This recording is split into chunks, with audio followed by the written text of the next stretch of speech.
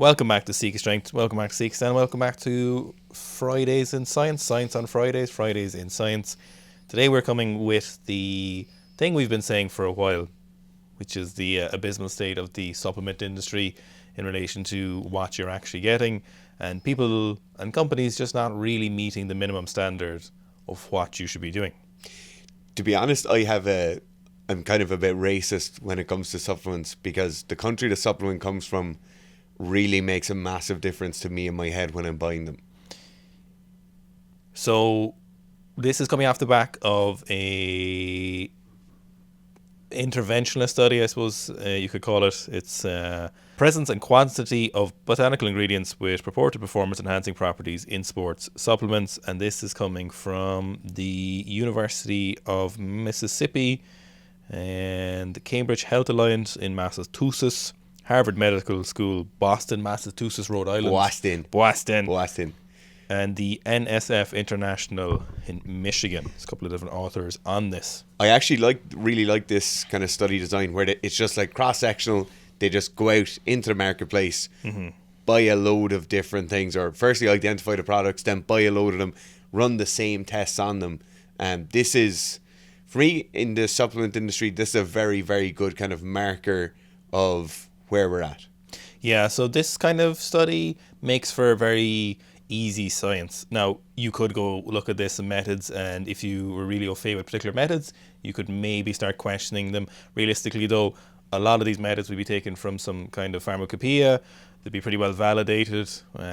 Misdirection or misdetection of certain ingredients would be very, very unlikely.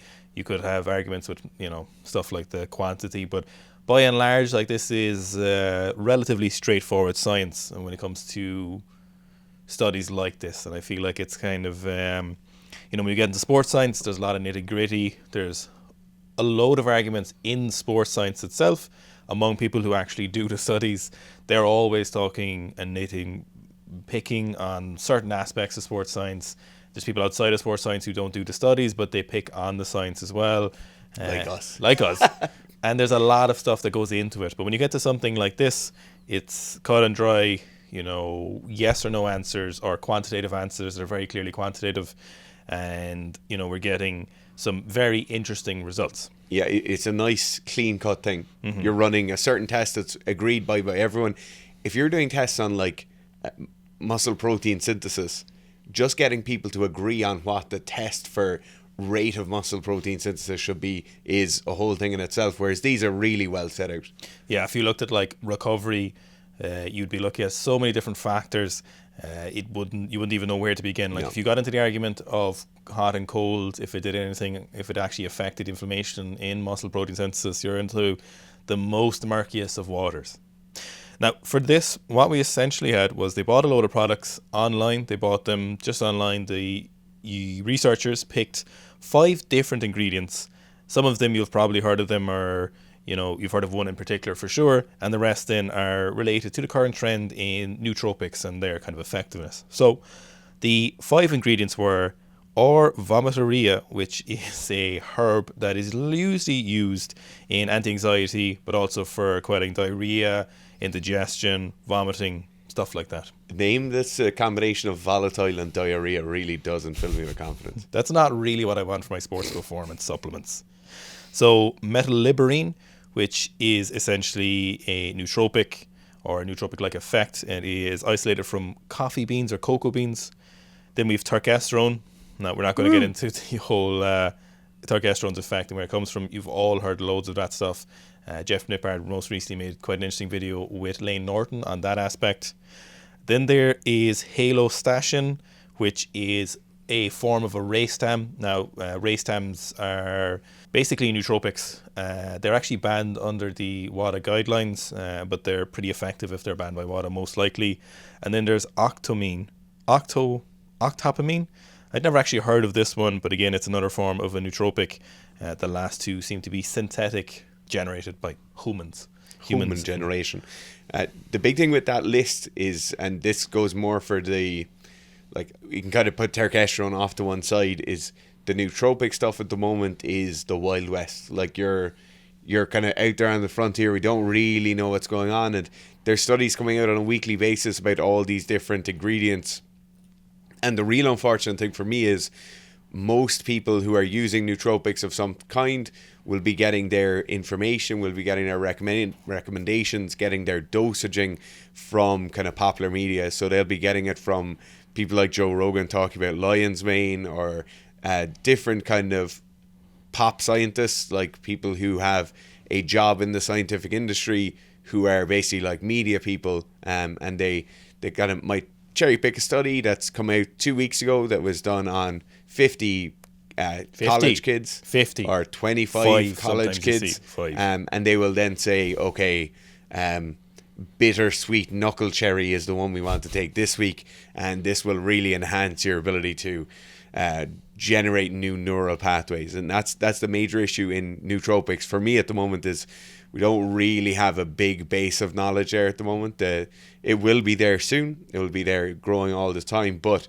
right now, people getting their recommendations, it's like getting your how to fix your car off a TikTok video. Bittersweet camel toe knuckle cherry. So powder from the dietary supplements were purchased from online. They were reconstituted in methanol, analysed for the presence and quantity of these 5 ingredients. Now, any number of ingredients could, of course, been picked, but they would have to have narrowed this down. Then, in their FDA prohibited ingredients by liquid chromatography, quadrupole time of flight mass spectrometry. So basically what that is probably, there's multiple different forms of it, but it's the most, or would be widely recognized as one of the most specific and one of the most minute testing methods you can use for the vast majority of things. Now, you might remember from last week's video where we talked about EPO, exogenous and endogenous EPO couldn't actually be tested on mass spectrometry. For the vast majority of everything else, mass spectrometry is a phenomenal way of detecting even tiny amounts of something. Basically what happens is you apply a charge to these samples, you prep them, and then there's kinetic energy essentially applied to them. And how long it takes for them to reach that detector then is via software is basically presented to you in a form of data. That's a very, very simple way of making it. It's incredibly complicated. Operators and analysts who use mass spectrometry are generally very well educated, spend a lot of time using and understanding the machines. They're quite finicky. There was a joke, we used to call them magic boxes or a magician's box back in my time in industry. The dark days. Back in the dark days. And it was kind of a joke. Essentially, these are incredibly expensive piece of equipment, very finicky. But once you get someone who's really, really precise with them, they're like a good mechanic. They're invaluable, and they're really reliable. And these kind of things are very useful, and it's right up this piece of equipment's alley, essentially, to test for these particular things. So, of the 63 purchased, 6 did not have the ingredients. So who the fuck was reading the labels when they were buying them online? Someone wasted a load of funding money there. They wasted tens of euros. You know what? That's the person in the testing group who's like, oh, John, look, will you just make a list of things there and go online and buy them? And we'll run the mass spec. Yeah. So 1 of 5 ingredients on the label. So therefore 57 products were analysed for the ingredients we just talked about. So 23 of the 57 products, so 40%, did not contain a detectable amount of the ingredient. So you're like, that's a lot. That's obviously, that's 23 too many, right? Yeah. That's a load, right? So of the products that did contain the ingredients that they were supposed to contain, the quantity ranged from 0.02%, which in my view is zero, to 334% of the labeled ingredient. Only 6 of the products contained a quantity of ingredient within 10%. So usually what they would be is your kind of range in values. These range of values aren't really specified, especially for food supplements. When it comes to pharmaceutical ingredients, you'd have a very definitive range of where your milligrams or whatever, micrograms or whatever your pharmaceutical ingredient is measured in your active ingredient. Usually for food supplements, you kind of want to see between 10 and 15% range. Plus or minus is generally okay, as the nature of food supplements is a little bit harder to define. But 0.02%, that's too little, and 334% is crazy. Now, 334%, you're like, okay, you're getting more ingredient. But imagine yourself something like caffeine. I was literally just saying about caffeine. If you're getting a caffeine product that contains 200 milligrams of caffeine, in some cases somebody might be a regular user of caffeine, or they mightn't be, very sensitive to caffeine for a number of reasons. You then take 2 boluses of that supplement, so it might be in can form or in bottle form or in capsule form. You take 2 of those, and you're now suddenly at 1,200 milligrams of caffeine. You know, if they've, you say it's 200, there's 300% in it, so it's 600 per intake. You're now at 1.2 grams of caffeine, and you're in trouble. But doubling up is very common in pre-workouts. It's Yeah. incredibly, in fact, oftentimes it's implied that you double up. For example, in Europe, the most milligrams of caffeine is 150 milligrams per serving. Usually if that's liquids, it's like 250 milligrams per serving. I know in America is a lot higher, and it's understood that most people will double up on the caffeine stimulants and the servings of those things. I think another, just from the very start of this study, people will hear the number like around 60 supplements bought or 57 supplements bought, and they'll say, oh, there's hundreds and hundreds of supplements on the market at the moment. If you're looking at a supplement, thousands. But if you're looking at a supplement like Turkerstone, and you're trying to find supplements with Turkerstone in them, that's not that many.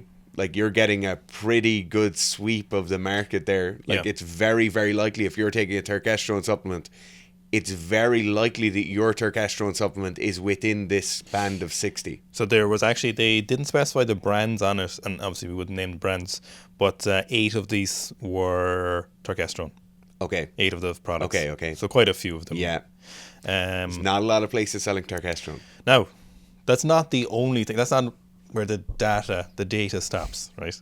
So 7 of the products, 12%, were found to contain at least one FDA prohibited ingredient. 5 different FDA prohibited ingredients were found, including 4 synthetic stimulants, the classic 1,4-dimethylamine, deteranol, which sounds not great. Sounds like something you put in a car. It sounds like AdBlue. Octodrine, oxaloferine, and amberastam. So another kind of nootropic, probably aiming to replicate the effects of some of the nootropics here. 6 products contained one of these prohibited ingredients, and 1 product contained 4 prohibited ingredients. Stop it. That's the one you want. That's the last one. That's the last one. That's the one. Right there, You're getting the last one. That's the real risk with supplements. Like, that's the real risk why parents don't want their kids taking supplements. That's the real risk with tested athletes taking supplements. A lot of the time, if you're taking something that appears too good to be true, like if you're getting a massive stimulant effect from your acai extract, you know, it's very, very likely it's spiked with something. And that is why it's so important to get tests done, to be buying from reputable people. Like, a lot of people have amphetamine resistance, or would have a slight allergic reaction to that. You know, when you're suddenly taking something habitually, like many of these supplements will be recommended to be taken on a daily basis. You can get a lot of damage done to your brain chemistry in quite a short amount of time. Like, in 1 box worth of this supplement, you could have quite major damage done. So that basically resulted in 89% of all the supplements they analysed having basically something wrong with them, either containing prohibited products that weren't on the label that you shouldn't be taking. They were either containing not enough of the sample, none of the sample, or way too much of the sample. So 9 out of 10 of these supplements, basically, you're more likely to have something wrong with it than you are to have something, to have the actual supplement you're trying to get. You know, and we've been saying this for a while, you know, and since we really started getting into the supplement industry, and we've been, you know, talking to a lot of great people involved in it before we got going with Seek a Sleep, just to see how it was. I was kind of taking my knowledge from pharmaceutical industry, which I worked in for years. I worked as an analyst in quality control, and the assumption that the supplement industry is regulated like the pharmaceutical industry is crazily, it's so wrong. It's so far apart. The regulation worldwide, essentially, in the supplement industry is so lax, and the minimum standard, which is hilariously low if you compare to the pharmaceutical standard, the minimum standard of ensuring quality is so simple to implement, but is not implemented, or knowingly just don't give a fuck. Yeah, I think there's definitely a lot of knowing, or a lot of kind of gleeful ignorance. You know, you don't ask any questions, you don't hear any lies. You're getting a discount code to promote something, or your favorite weightlifters promoting something, or your favorite influencers promoting something. you just want to believe that that's the best product. You want to believe that the results they have are from the products that they're promoting. It's very, very unlikely. You know, the biggest likelihood when someone's promoting a product, no matter what they say, is that the contract they were offered by that company is better than the contract they were offered by someone else. And that's just the damn truth of it. One of the more interesting stories, and this is one that most people use involved in fitness, is a whey protein and creatine. We can't say who it was because we'd be open to, I assume, a huge lot of defamation, but a very, very, very, very, very, very large supplement company, probably one of the biggest and around for a long time. Most people in Europe will probably think of this one first. Essentially, we knew an employee working there who was essentially head of, not of resources, what's the name? Head of procurement. Head of procurement, and felt so bad about the quality of ingredients that they were procuring. He felt it was so unethical that he had to leave, and then he eventually started his own supplement company. But he basically said that the stuff they're getting was so cheap, and they were getting as much as possible for as cheap as possible, that he couldn't keep working there. Yeah. And he was getting paid a lot of money. Yeah. Crazy. This is the biggest supplement brand you've ever heard of. Yeah. And anyway, we won't talk too long on that one. But this did remind me of something that I think will interest a lot of people. I remember reading a study a couple of years ago. So this was in 2017. Basically, it was chemical composition and labeling of substance marked as selective androgen receptor modulators, aka SARMs, sold via the internet. Exact same style of study. And what's hilarious is more of the SARMs contain stuff than this over-the-counter supplements. So chemical analysis of 44 products sold via the internet as SARMs revealed that only 52% contains selective androgen receptor modulators. Another 39% contained another unapproved drug. In addition, 25% of products contain substances not listed on the label. 9% did not contain an active substance, and 59% contained substance amounts that differed from the label.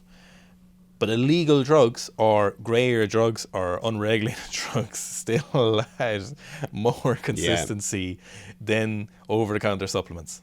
Yeah, which is absolutely mental to think about. Yes. These things that are viewed as most people or in most countries as being illegal have a better standard of output than dietary supplements.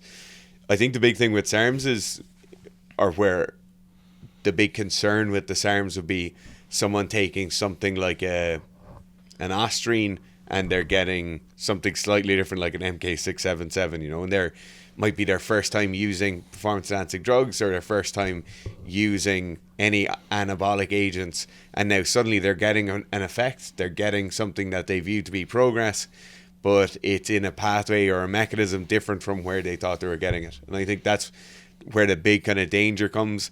That's why we are vehemently against SARMs use in pretty much all cases.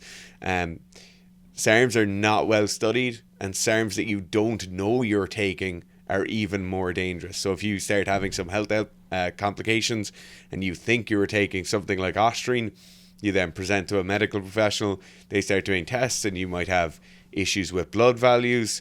You not knowing what you've been taking could add an extra 6 months onto sorting out the issues you have. Mm-hmm. Yeah, SARMs of all things. To be honest, we never recommend anyone takes anything like that at all. But SARMs most especially. Especially SARMs. Yeah, so it's. I thought that was a pretty interesting article or study, I suppose, on the current state of the supplement industry. I will say I'm not in favour of a huge amount of regulation akin to the pharmaceutical industry, because probably what that will do is put up more roadblocks for more people, and probably still not result in great quality, and it will realistically allow very large players to essentially take over the game, which isn't good for variety. But minimum standards, which aren't that hard to meet, are financially very simple. So Sika Sleep, for our first batch, we got it tested twice independently.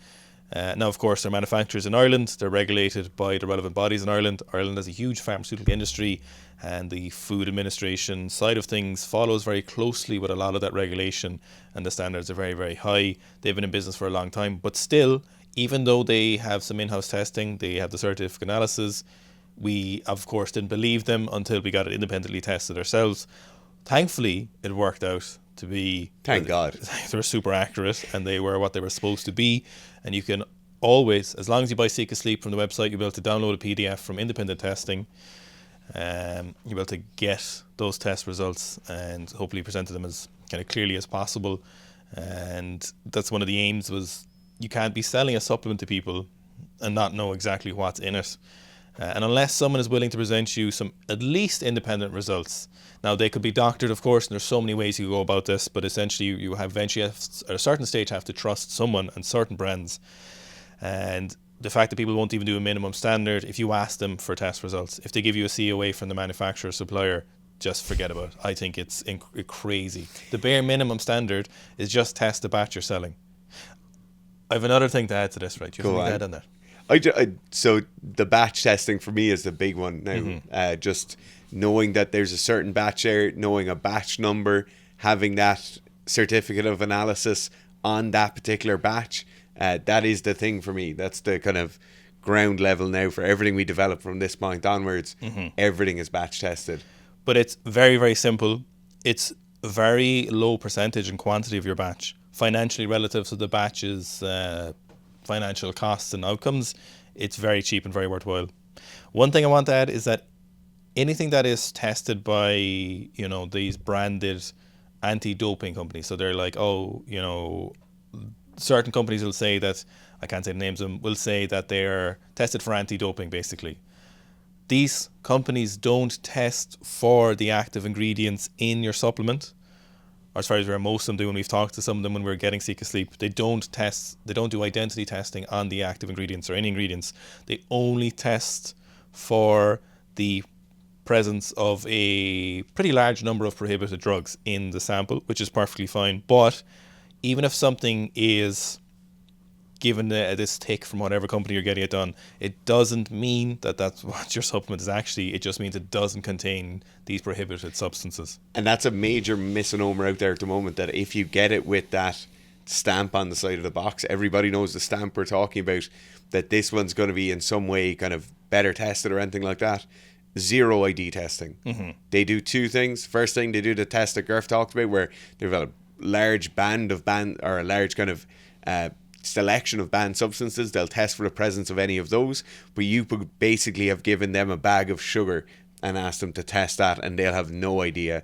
The second thing they do then is they keep that batch on the shelf, so if you do get popped in the future and you have been taking that line of supplements from that particular batch, they will have the batch on their shelves and they can independently test it, which, to be honest, for the athlete isn't in any way useful because it's already been tested. So if they have it in their system, it's no longer useful to you. It's only useful for the company, so the company can cover themselves. So don't use that as your gold standard. Yeah, so it's a great service, and that specific thing is very useful for athletes who need to worry about that. But again, it's not ID testing for the most case. The funniest thing about the testing is that it's very, very difficult to actually get ID testing done. Essentially, going through the process of getting Seek Sleep tested. Thankfully, we've got someone good who can regularly and reliably test it for us now. But the actual process of trying to find the company in the first place was very, very difficult. So that'll let you know how uncommon it is in the industry. Yeah, we actually had one company contact us saying they run those tests once a year, and if we wanted to wait until then, we could do it. But that's how they were doing ID testing for other supplement companies. We also had a manufacturer basically laugh at us asking for a sample before we got the full batch, because they said no one does this and this costs like €200 or €300, which we were like, okay, which is probably a red flag for that company, which is why we didn't go with them. But there you have it. There's just be super cautious where you buy your supplements from. We've a limited supply in a particular product, and there's a lot more supplements out there that people buy, so just be super cautious who you're buying them from. And if you can't get any further information about that product from them, take it as a red flag, I would think. Yeah, even if you're buying from a secondary seller, from your local supplement shop, just email the company, ask them for a certificate of analysis on the actual batch, and they should be able to give it to you. Yeah.